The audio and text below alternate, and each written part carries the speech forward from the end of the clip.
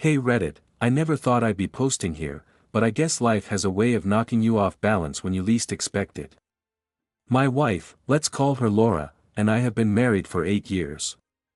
On paper, it was the kind of relationship people envy: stable jobs, a nice apartment, vacations twice a year, no kids yet by choice. I thought we were fine. I really did, but about 6 months ago, I started noticing little things. Small at first, almost laughable if I wasn't already feeling that creeping sense of unease. Texts popping up on her phone that she would quickly lock or shove in her bag when I walked by. Work stuff, she said, every time I asked. She started coming home later, claiming extra projects, but when I called her at the office, no one knew anything about her schedule. Then came the forgetfulness: she'd lose things she had in her hands seconds before, forget conversations we had just yesterday, or deny ever saying something. At first, I chalked it up to stress. But when the stress became consistent and the excuses started to contradict each other, I began feeling that gnawing suspicion. My gut was screaming at me that something was off, but I wouldn't, believe it that I tried talking to her about it gently at first. Hey, I feel like something's changed. Is everything okay? She'd give me a tight smile, roll her eyes, and say, "You're imagining things. Stop being paranoid." Every time I questioned her, she turned it around, making me feel guilty for doubting her. At the time, I wanted to believe her. I really did, but deep down, I knew the universe doesn't just hand you that sinking feeling for no reason. Something was brewing, and I had no idea it was about to explode into the worst nightmare I could imagine. The first real smoking gun came completely by accident, and honestly, I still can't believe how dumb it feels in hindsight that I didn't see it sooner. One Friday evening, I was working late at home while Laura said she was out at a friend's birthday dinner. I was tired, but I needed to print a few documents, so I went to the home office where her laptop was. She'd left it unlocked. I know, snooping isn't cool. But something in me said, just look. And there it was, a series of messages on a chat app one didn't even know she used. They weren't vague flirty jokes, they were explicit. Detailed plans, references to secret meetings, the kind of stuff you never forget reading. My hands went numb. I froze for a solid minute, staring at the screen, reading and rereading because my brain refused to accept it. Then came the little breadcrumbs that made it undeniable. She'd gotten a new perfume, just because, that smelled nothing like anything she ever wore. Receipts for restaurants I'd never been to, charging on her card at odd hours. And the weirdest part? She started walking around the apartment differently, like she was trying not to brush past me too closely, like I wasn't supposed to notice she'd been somewhere else that I didn't confront her immediately. I wanted to be sure. I dug a little more. Every piece of her story about late nights at work or hanging with friends crumbled under the simplest checks. Even casual mentions of colleagues she supposedly saw regularly didn't line up. And somewhere in the back of my mind, a chilling thought kept echoing: she didn't just lie occasionally.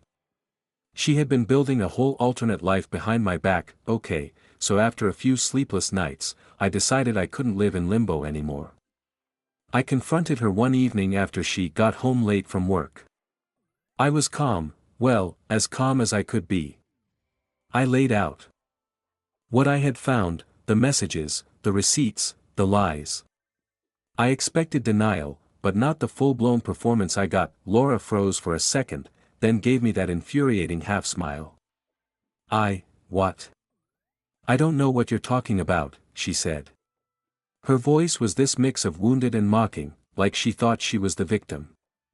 When I mentioned the messages, she gasped dramatically. Oh.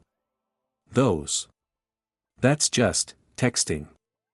You're overreacting. It's nothing. I pressed her. Nothing? She's literally planning to meet someone behind my back. How is that nothing? She scoffed. You're twisting this. I've done nothing wrong. You're paranoid, seriously. Are you even listening to yourself? When I brought up the receipts, she got defensive, angry even. You went through my stuff. My emails? That's private. Who are you to judge me? You've done nothing but accuse me for weeks. She shifted blame like it was a sport. Every question I asked, she turned around. I'm the villain, I'm overreacting, it's all in my head. Then came the contradictions. One minute she claimed she was just talking to a coworker. The next, she said she'd been helping a friend with personal stuff. I don't even know why you think anything is happening, she said. Then a few seconds later, well, maybe I did meet him, but it's not what you think. The mental gymnastics were exhausting that I left that night more confused, more angry, more broken than I'd ever been.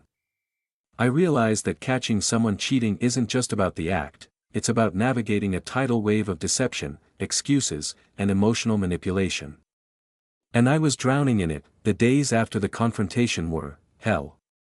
I went through every stage of emotions like a roller coaster with no brakes. Shock first. I kept replaying the messages in my head, wondering if I had misread something, if I'd imagined it. But no, every piece of evidence pointed to the same ugly truth. Then came anger. Real, burning anger. I wanted to scream, to throw things, to make her feel a fraction of the betrayal she'd inflicted. Every time she walked by with that fake casual smile, I felt like my stomach dropped. I hated that I still loved her. I hated that she could lie so effortlessly. Sadness hit in waves. It was this hollow ache, like part of me had been ripped out, and I didn't know how to live in my own apartment without feeling the weight of her deception in every corner. I felt foolish, naive, blind. Friends would call, ask how things were, and I'd just lie through my teeth, because the reality was too heavy to share. But slowly, clarity started creeping in. I realized that my sadness and anger weren't just about what she did, they were about what I allowed to happen, what I ignored, the little alarms I had brushed off. And, painfully, I started seeing her behavior for what it really was: manipulative, dishonest, self-serving. That helped me stop blaming myself entirely. That I won't lie, it wasn't linear. Some days I felt numb, some days enraged, some days hopeless. But the clarity, that slow, bitter clarity, was the first step toward knowing I couldn't keep living in her shadow, being lied to, and manipulated. After weeks of internal wrestling, I realized something crucial: I couldn't fix this. Not her, not us, not the marriage. Every confrontation ended in the same cycle: her denying, lying, twisting, me doubting, hurting, questioning my sanity. And I finally admitted to myself that love alone wasn't enough. Trust was gone, and without it, there was nothing holding us together. That I started thinking practically. Could I forgive her? Maybe. Could I forget?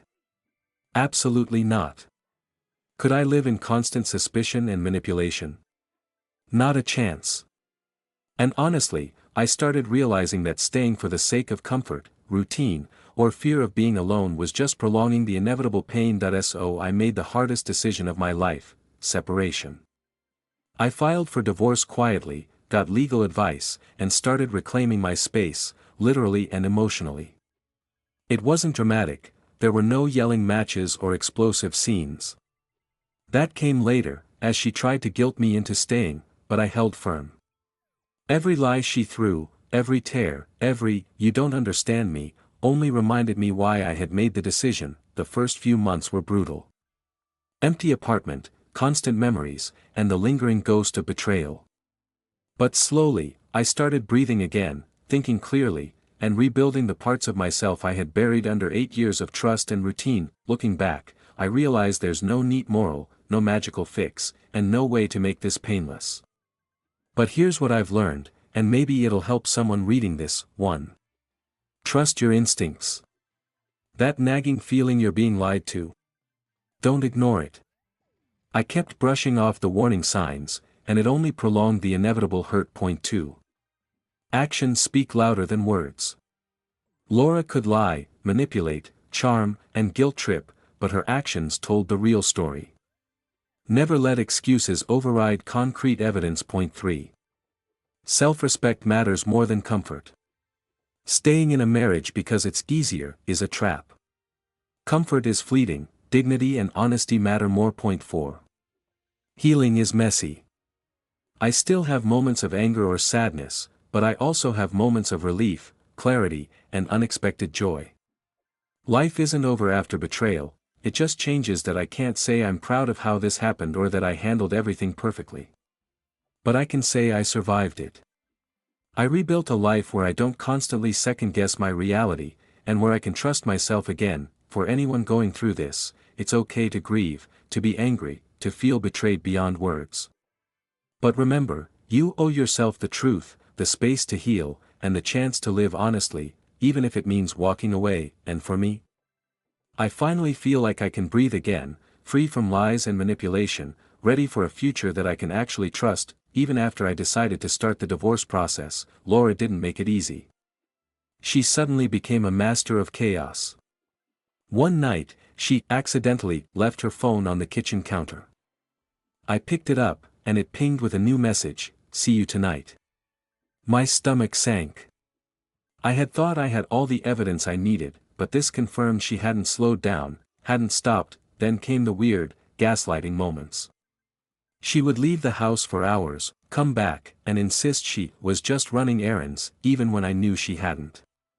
She'd make vague comments like, "Maybe you just don't want me to have a life outside you," trying to flip the guilt onto me. Every day, there was some small, sharp shock, another proof of her double life, another manipulation, another argument that made me doubt myself. The pattern was maddening. She became unpredictable, suddenly sweet, then cold, apologetic, then mocking. Friends started noticing my exhaustion, my withdrawal. I didn't want to tell them the truth, so I bottled it all in, letting her chaos dictate my life while I tried desperately to keep my head above water. Then it happened. The discovery that broke whatever fragile control I still had over my emotions. It was completely random. I was looking for a document on her laptop, just for work, and instead, I stumbled across a folder labeled "Trips and Plans." My heart dropped before I even opened it. Inside were photos, receipts, and notes, dinners, weekend getaways, hotel bookings, all meticulously hidden. And she hadn't just been flirting or seeing someone occasionally. This was a full-blown secret life, carefully curated to avoid me noticing. I stared at the screen for what felt like hours, my mind spinning. What made it worse was how small she had made herself in all this. There were selfies, always smiling, always normal, like nothing was happening. But then, scattered among them, were snaps of another man she had clearly been seeing. Every time I saw them, a mix of rage, sorrow, and disbelief slammed into me that I couldn't believe I'd been living with her, sharing a home, meals, a life, while all this went on. And the worst? I realized she could have kept going indefinitely if I hadn't stumbled onto it. That night, I didn't confront her. I just sat in the dark, letting the full weight of betrayal crush me. I knew at that moment, things would never be the same. After my accidental discovery, the dynamic in the apartment changed completely. Laura seemed to sense that I had uncovered more than I let on. She started ramping up the manipulation. Small things at first: "I don't know why you're being so cold, I've been nothing but honest." But quickly spiraled into emotional warfare. One night, she cornered me in the living room, her voice trembling. "I can't believe you're treating me like this. After everything I've done for you." I froze. She was playing the victim again, like she had flipped reality upside down. I tried to speak, but every word I said was twisted against me. "See? You don't even care about us. You're destroying everything." She used sudden tears, accusations, and even fake panic attacks to keep me off balance. I'd catch myself apologizing for her lies, for her choices, for the chaos she created. And she knew it, knew exactly how to push me to feel guilt instead of rage. It got worse when she started leaving cryptic messages. "If you walk away, you'll regret it, you'll never find anyone who loves you like I do, maybe you'd be happier alone." It was psychological warfare. Every day, I was drained, emotionally, mentally, physically. That I realized something important then: this wasn't just about infidelity anymore. It was about control. She had been testing boundaries, pushing me to the edge, seeing how far she could bend my reality. And for the first time, I saw her for what she truly was: manipulative, deceitful, dangerous to my emotional stability. A few days later, I finally hit my limit. I couldn't sit silently while she danced around the truth and played her victim act. I waited until she came home from work, no friends, no excuses, and I laid everything out again. I wasn't calm this time. I was tired, raw, and angry in a way I hadn't let her see before. I know about him. I know about everything, I said, my voice shaking, but firm. All the lies. The receipts. The messages. The weekend trips. Don't even try to deny it. Laura froze, then smirked. Oh, so now you're the detective. You think you know everything, but you don't. Her voice cracked dramatically, and she began pacing. Maybe I did talk to someone, but it's not what you think. I had never seen such a mixture of anger, deflection, and absurd justification. She accused me of being paranoid, obsessive, controlling. She cried, screamed, and then laughed nervously, sometimes all in the same sentence. It was exhausting, infuriating, and surreal. At one point, she pulled a classic move: if you walk out that door, don't expect me to ever help you with anything again. I've been everything for you, and this is how you treat me. I felt my stomach twist. She was weaponizing my empathy, trying to trap me in guilt. But this time, it didn't work. That I realized she wasn't going to change, wasn't going to confess fully, and wasn't capable of taking responsibility. And in that moment, I felt something I hadn't in months: clarity. After that fight, I knew I had to start reclaiming myself. The emotional roller coaster Laura kept me on had drained me, and if I stayed in that loop, I'd lose myself entirely. I started small, setting boundaries, refusing to engage in her manipulative games, and mentally preparing for the divorce. It wasn't easy. Every text, every casual smile from her, every "I just want us to talk," tugged at my emotions. But I learned to step back and observe without reacting. I started journaling, talking to close friends, and even going on long walks alone to clear my head. Slowly, I began feeling my own thoughts again, separate from the chaos she tried to impose. One breakthrough moment came when she tried to guilt me with a sob story about how devastated she would be if I left. Normally, I would have felt torn, but this time I listened and nothing.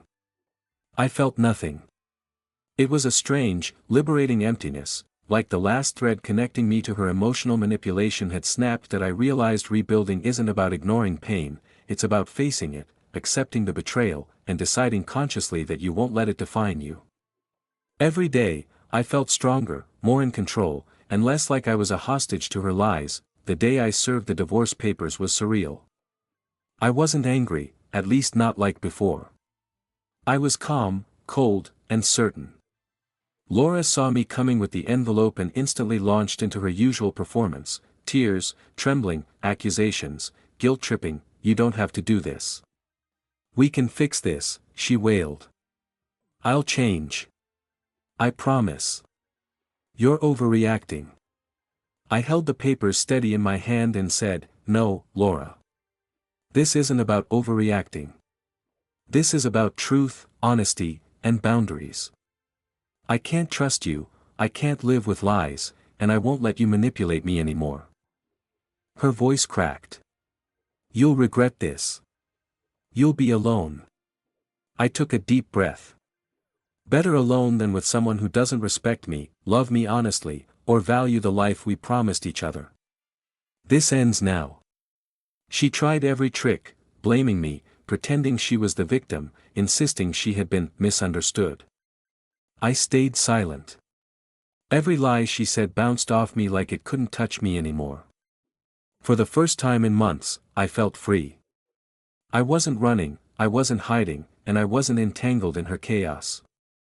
I was standing firmly in my own truth. That confrontation didn't feel like victory in a dramatic sense, it felt like finally exhaling after holding my breath underwater for years. The first few weeks after moving out were disorienting.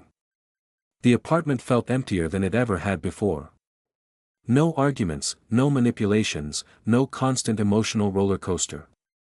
Just silence. At first, it was painful, like the absence of her presence left a vacuum I wasn't sure how to fill, but slowly, the quiet became a kind of medicine. I started noticing things I hadn't before, my own thoughts, my own routines, and little joys that had been buried under the constant stress of suspicion and manipulation. I cooked meals for myself without thinking of her preferences. I slept through the night without anxiety about what she was doing. I even laughed again, small, hesitant at first, but genuine. Friends and family were a huge support. Talking to them helped me process the betrayal and reinforce the reality I sometimes still doubted: she had lied, manipulated, and cheated, and I was not at fault. I began setting clear boundaries: no calls, no messages, no excuses. The fewer remnants of her influence in my daily life, the faster I started to heal. That it wasn't linear. Some days, I would stumble, missing the us I thought we had, questioning if I had been too harsh. But I reminded myself constantly, the us I remembered was built on lies. And real love doesn't hurt like that. Months into the separation, I started feeling something I hadn't felt in years: control over my own life. I could make decisions without second-guessing whether she was manipulating me, without wondering if a casual smile hid a lie.